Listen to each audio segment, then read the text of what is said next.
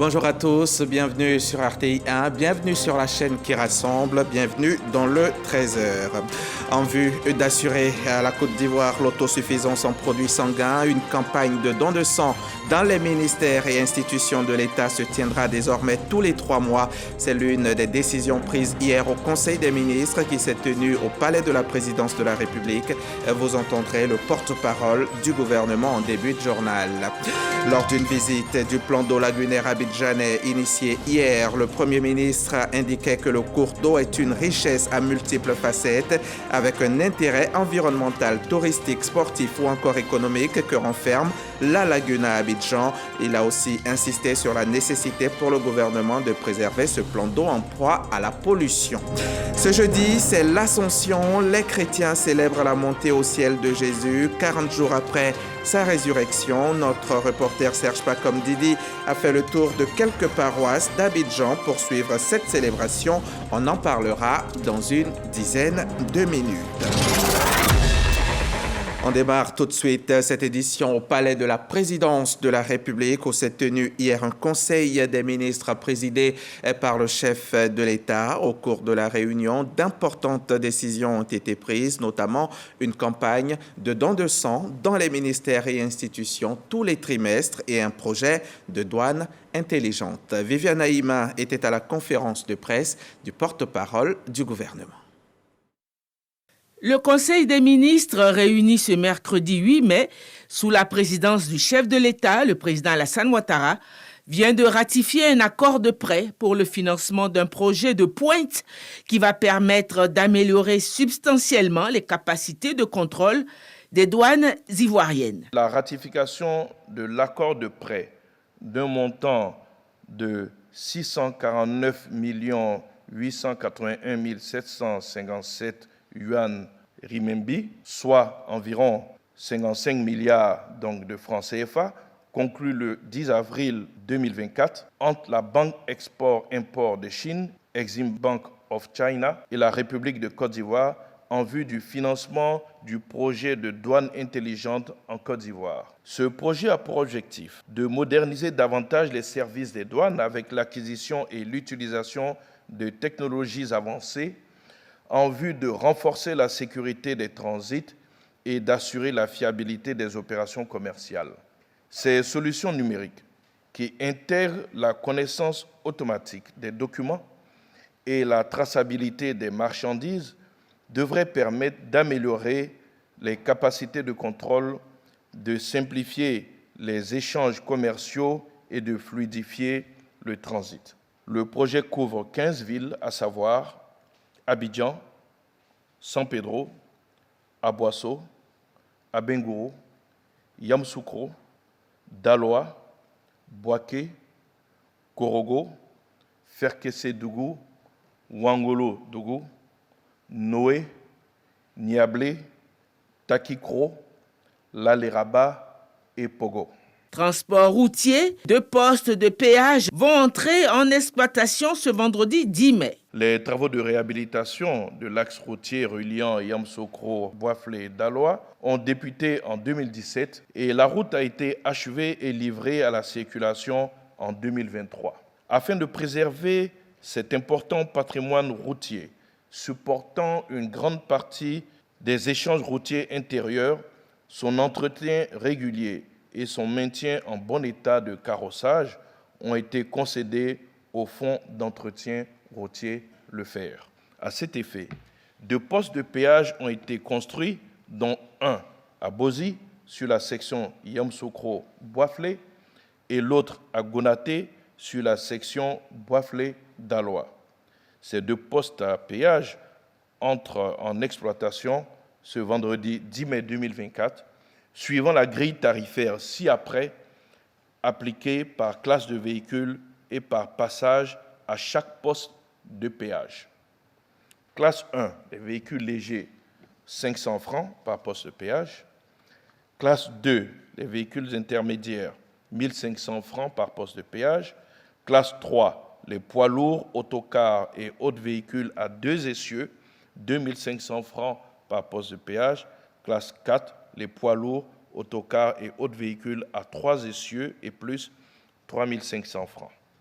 Depuis janvier 2022, le gouvernement s'emploie à mettre en œuvre son deuxième programme social, le PS-Gouv 2. Le Conseil des ministres a dressé le bilan à fin décembre 2023 des actions réalisées par le gouvernement en faveur de l'amélioration des conditions de vie des populations. Le PS-Gouv 2 a permis la construction de 305 salles de classe, l'électrification de 625 localités, portant ainsi le taux d'électrification à 86,2%. Il convient de rappeler qu'en 2011, nous avions un taux d'électrification de 33,1%. Aujourd'hui, nous en sommes à 86,2%, ce qui nous montre que la promesse du chef de l'État d'atteindre les 100% de taux d'électrification en 2025 reste à notre portée quand on regarde donc l'évolution de ce taux d'électrification. À cela, il faut ajouter l'accès à des services de santé de qualité avec des établissements sanitaires nouvellement construits et équipés pour répondre aux besoins de nos communautés.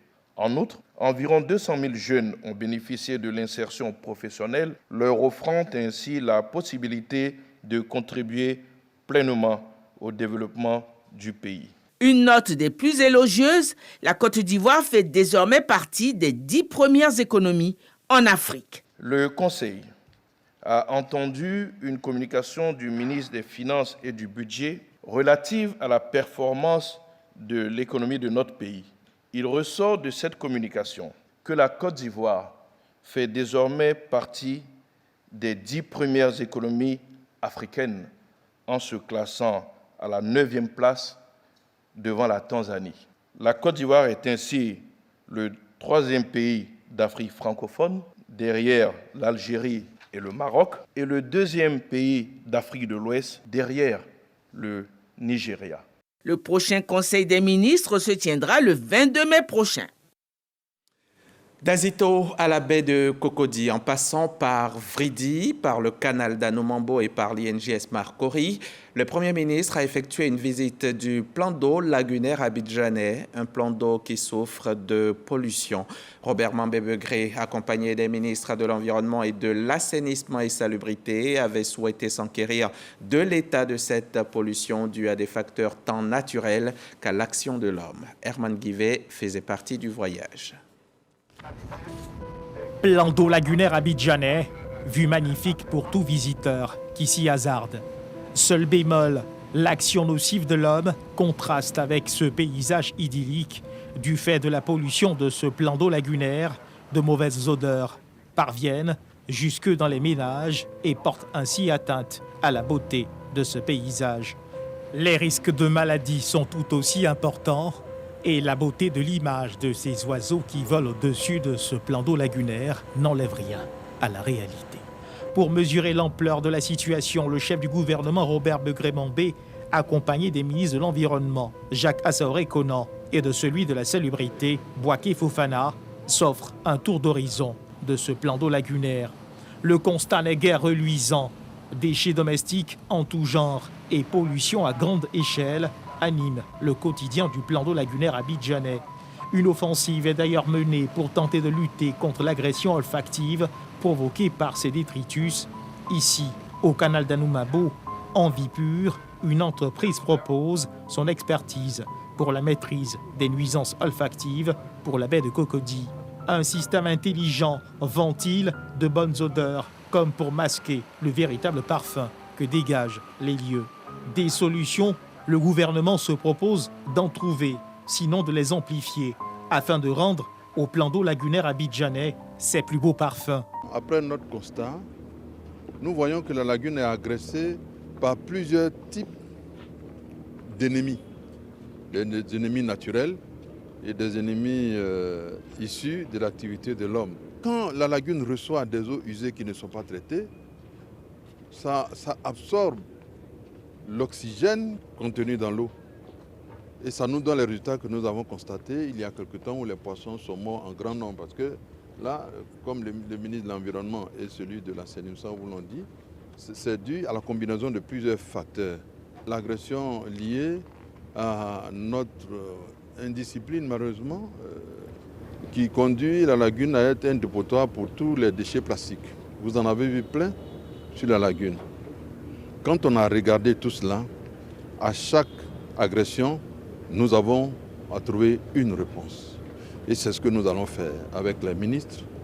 Après avoir rendu compte au président de la République, nous allons trouver des solutions une par une et en toute sérénité pour offrir aux Ivoiriens un tableau extraordinaire de cette lagune. Cette lagune est une grande richesse. Nous devons la protéger. C'est l'objet de la visite. Et nous allons faire des études pour pouvoir trouver les solutions les plus adaptées. Et la lagune sera autre chose, je peux vous garantir cela. Le chef du gouvernement Robert Begré-Mambé marque ainsi son engagement à faire de la ville d'Abidjan une véritable perle des lagunes.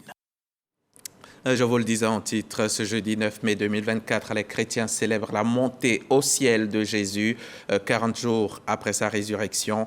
Et cette journée symbolise la fin de sa vie terrestre. Notre reporter Serge Pacom Didi a fait le tour de quelques paroisses d'Abidjan depuis tôt ce matin pour suivre cette célébration. Messe de l'Ascension à la paroisse Notre-Dame du Perpétuel Secours de Trècheville. Chant à la gloire du Seigneur Jésus-Christ selon les Saintes Écritures, puis homélie du célébrant. Le Père Christian Dimon rappelle aux fidèles l'essence de la fête de l'Ascension, la montée de Jésus-Christ vers Dieu son Père. Frères et sœurs, la fête de l'Ascension est une fête orientée à la fois vers le ciel et vers la terre. Elle exprime la montée définitive ou le retour vers le Père. Jésus siège désormais à la gloire de Dieu avec son humanité. Cocody, paroisse Saint-Jean. Les fidèles captivés par l'homélie du Père Marc-André Mahuission, tiré du livre des Actes des Apôtres. Il enseigne que l'Ascension marque la fin d'une histoire, celle de la présence physique de Jésus-Christ qui, depuis là-haut, auprès de Dieu, agit dans les cœurs. Par son exaltation à la droite du Père, il inaugure en fait un nouveau mode de présence, non plus extérieur, localisé, mais intérieur et universel. Louange à Dieu également ici à la paroisse Sainte-Bernadette de Makori. Toute nation qui inscrit sa vie dans la volonté de Dieu est appelée aussi à connaître l'éternité bienheureuse. Toute chose qui rejoint, n'est-ce pas, la vocation de la Côte d'Ivoire avec le programme de gouvernement que nous connaissons, servir l'humanité, servir les hommes, les femmes de ce temps avec les moyens que Dieu nous donne. Le Christ exauce toute notre prière et que nous vivions dans l'harmonie, dans la joie. Pour la Côte d'Ivoire, la paix vraiment dans les cœurs, la paix dans les foyers, la paix dans tout le pays. La fête de l'Ascension célèbre l'entrée du Christ dans la gloire de Dieu. Elle s'inscrit dans le prolongement de la Pâque et annonce la Pentecôte 10 jours plus tard. Le reportage de Serge Pacom Didi, commenté pour vous par Léon Brou Kwame avec la collaboration technique de Tatiana Bonou. L'Ascension marque donc la dernière rencontre de Jésus avec ses disciples après sa résurrection et son élévation au ciel. À Bouaké, nos reporters Williams Kakou et Kader Sogodogo ont tenté d'en savoir un peu plus sur le sens réel de cette célébration si importante pour les fidèles chrétiens. 40 jours après Pâques, le Christ monte au ciel pour y vivre à la droite de son Père. Nous sommes à la célébration de l'Ascension. À Bouaké, pour la communauté évangélique du quartier Kokor, la commémoration de la montée de Jésus-Christ qui rejoint son Père 40 jours après sa résurrection est un moment solennel. Que le monde puisse comprendre le message de Christ et que son message qui a toujours été l'amour de l'autre, que cela soit un partage dans le cœur de tout un chacun. Je demande à tous les chrétiens et chrétiennes de penser au retour de notre Seigneur Jésus-Christ. À Air France 2, c'est dans l'allégresse et la joie que les fidèles catholiques de la paroisse Saint-Martin se sont retrouvés. Ils sont venus massivement, ne voulant pas se faire compter cette célébration. Dans son homélie, le père Éloge Dabiré, vicaire de la paroisse, invite les fidèles à être des modèles en acceptant Dieu et en prônant l'amour. Il est allé nous préparer une demeure dans la maison de son Père. Nous sommes appelés à attendre et à venir demeurer dans la maison du Père, à demeurer dans la maison divine. C'est une grande joie pour moi Parce que ce matin, Dieu m'a donné cette grâce de me réveiller et de venir participer à cette grande messe, à cette solennité. L'Ascension est aussi le moment où le Christ a rencontré ses disciples pour la dernière fois, les invitant à croire que le Christ ressuscité et entré dans la gloire du Père Céleste est un acte de foi. Vous venez plutôt de voir la célébration de l'Ascension à Bouaké, un reportage de Charles Tatou. Et c'est maintenant là qu'on va suivre ce reportage de William Kakou et Kader Sogodogo et nous font connaître le sens réel de l'Ascension. L'Ascension, la montée de Jésus-Christ vers Dieu son Père. Pour les fidèles chrétiens, cette célébration qui intervient 40 jours après la résurrection du Christ revêt une grande signification. Au temps pascal, nous avons offert nos soucis, nos situations au Christ. Et le Christ monte avec toutes nos situations vers le Père. En retour, nous allons recevoir des grâces au jour de l'Ascension. Donc c'est une grande fête pour nous. Que tous les chrétiens et même les non-chrétiens prient avec ferveur notre Christ, afin que le bonheur que Dieu lui-même promet pour nous puisse se réaliser. Pour le père curé Alain-Pierre Yao, de la cathédrale Sainte-Thérèse de l'Enfant Jésus de Bouaké, l'Ascension s'inscrit dans la mouvance de Pâques, où l'Esprit du Christ est toujours présent. Le Christ, par sa victoire sur la mort, nous a monté la victoire, la lumière sur les ténèbres. Nous sommes donc dans l'allégresse de la célébration. C'est dans cette même célébration que nous sommes à l'Ascension, où l'absence de Jésus n'est pas une absence triste, mais une absence qui est aussi notre forme de présence, puisque nous promet l'Esprit, qui sera avec nous pour aider le chrétien à pouvoir témoigner de Christ, qui est vivant pour toujours au milieu de nous. L'Ascension annonce également la venue du Saint-Esprit sur les apôtres à la Pentecôte, qui sera célébrée dans 10 jours. Maintenant que nous sommes oints par l'Esprit de Dieu, je vais vous emmener dans le Cavally, à l'ouest de la Côte d'Ivoire. Belle zone montagneuse à découvrir. Là-bas, la présidente du conseil régional, c'est Anne-Désirée Ouloto, et cela depuis quelques 6 ans déjà. L'autonomisation de la femme, c'est cela, son cheval de bataille. Et plusieurs projets sont réalisés dans ce sens avec un fonds spécial d'appui aux femmes de la région. Vous allez le voir, dans le Cavally, ça bouge de la mise en place d'activités génératrices de revenus à la construction de nombreuses infrastructures. Les actions menées en faveur des femmes ne se comptent plus. Je m'arrête là. Jean-Marc Djadji, prenez le relais.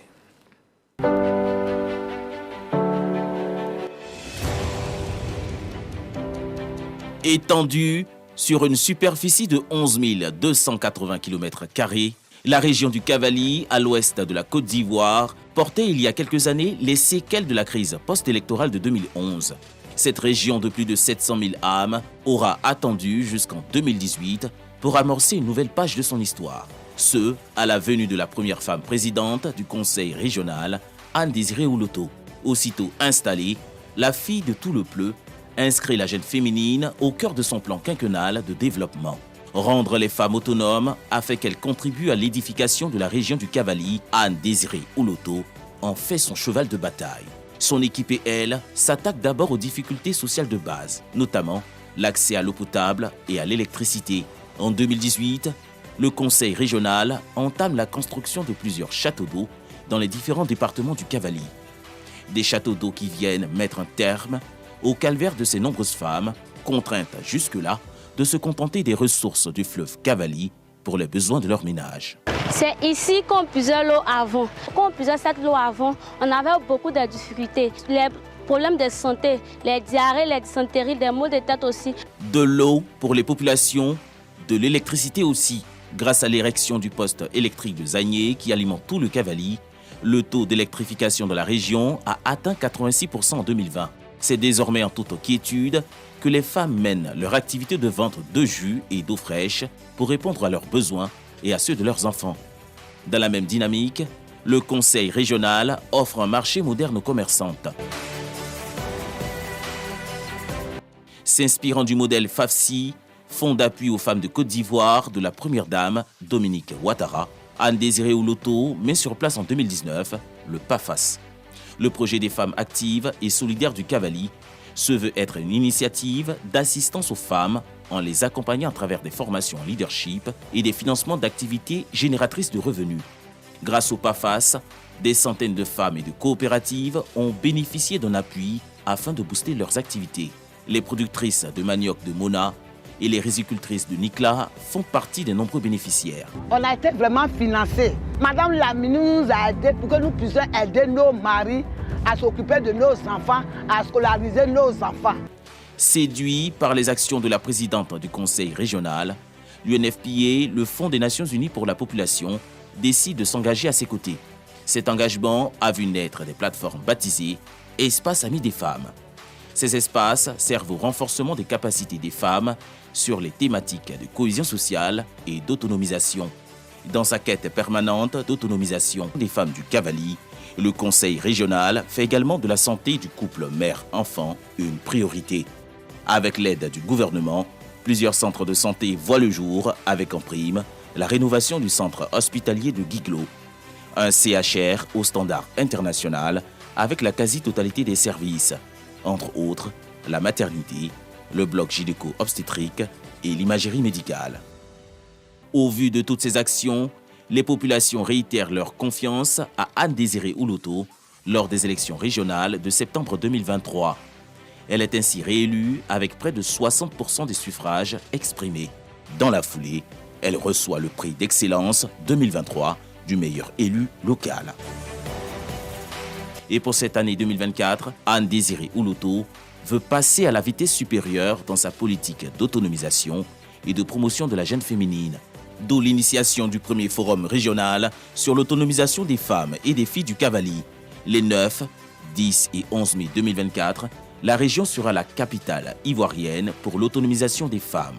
Pendant ces 3 jours, nous voulons donner l'opportunité à nos sœurs, avec naturellement le conseil régional et l'UNFPA, qui est un partenaire technique et financier qui nous accompagne et qui nous permettra donc de faire un point d'ensemble dans tous les secteurs d'activité et de voir comment, à partir des politiques publiques nationales, nous pouvons impacter positivement la vie de ces femmes du milieu rural. Dans un environnement où le gouvernement travaille chaque jour à l'amélioration des conditions de vie de la femme, dans un environnement où Madame la Première Dame a créé un fonds d'appui aux femmes de Côte d'Ivoire, le Conseil régional a décidé de prendre ses responsabilités pour accélérer le processus d'autonomisation, non seulement de la femme, mais de la jeune fille. Nous avons mobilisé tous ceux et toutes celles qui sont susceptibles de nous aider à faire bouger les lignes, et comme je l'ai dit, tout cela parce que la femme du Cavally est à l'honneur. Ce forum est le tout premier du genre organisé dans une région ivoirienne. Plus de 10 000 femmes des 4 départements du Cavally et des organisations engagées pour l'autonomisation de la jeune féminine y sont attendues.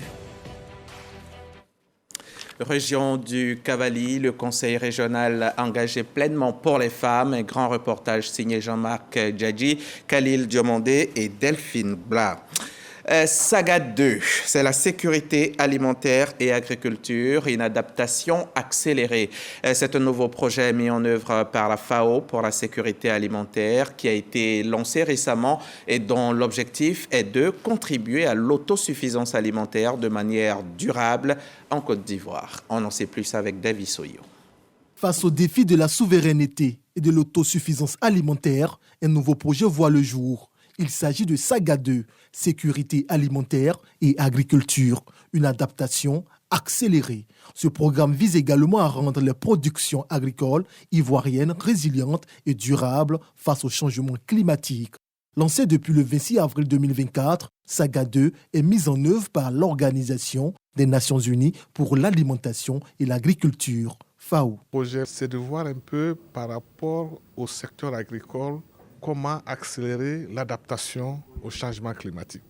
Cette adaptation, c'est pour répondre à certains besoins qui sont exprimés au niveau national afin d'assurer une sécurité alimentaire durable. C'était important pour nous de renforcer la résilience des différents acteurs du secteur agricole à l'effet de pouvoir contribuer à la sécurité alimentaire. Saga 2 bénéficie également de l'appui des centres de recherche et des experts du milieu pour garantir les productions agricoles en Côte d'Ivoire.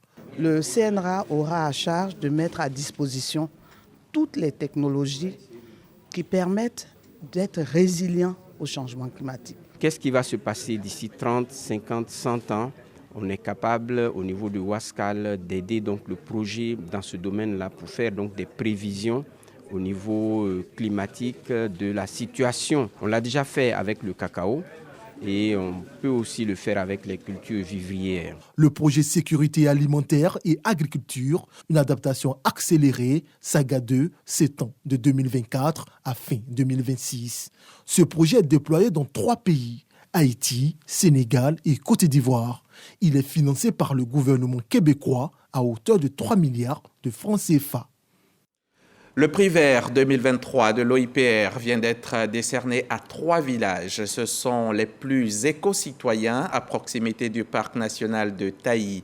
C'est dans l'ouest de la Côte d'Ivoire. Le prix est initié par l'Office ivoirien des parcs et réserves pour encourager les localités autour du parc à s'impliquer dans la préservation et la protection des parcs et réserves de Côte d'Ivoire. Depuis Guiglo, le témoignage de Parc Gassoro-Koné de Madongui.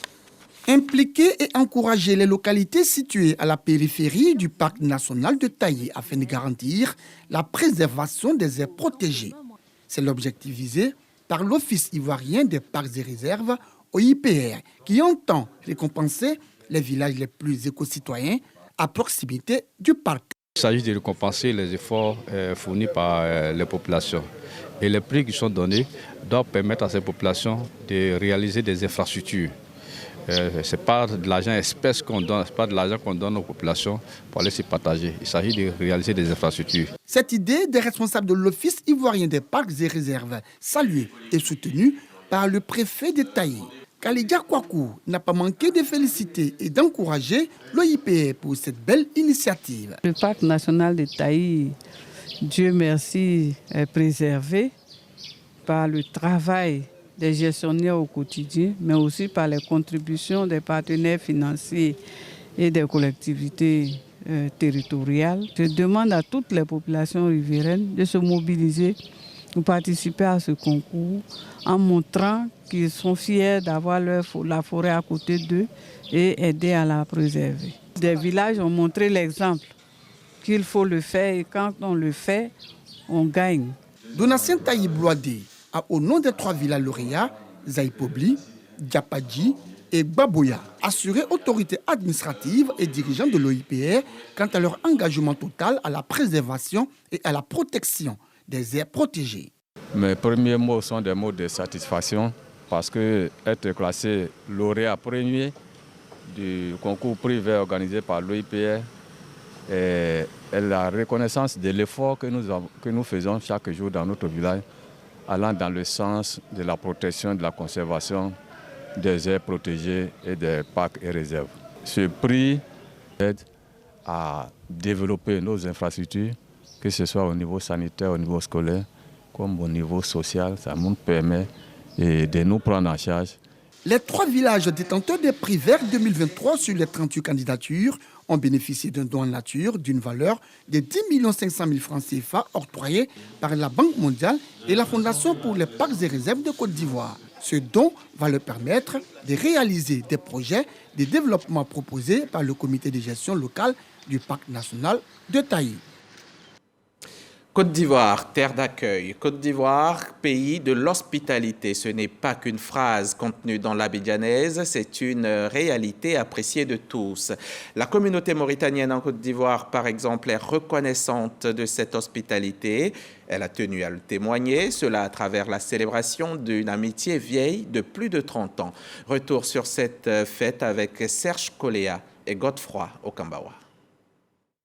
C'est une communauté bien intégrée en Côte d'Ivoire. Les Mauritaniens, constitués en association, ils se retrouvent le temps d'une soirée pour célébrer l'hospitalité ivoirienne. De l'humour et des prestations d'artistes venus de la Mauritanie tiennent en haleine le public, composé également d'Ivoiriens.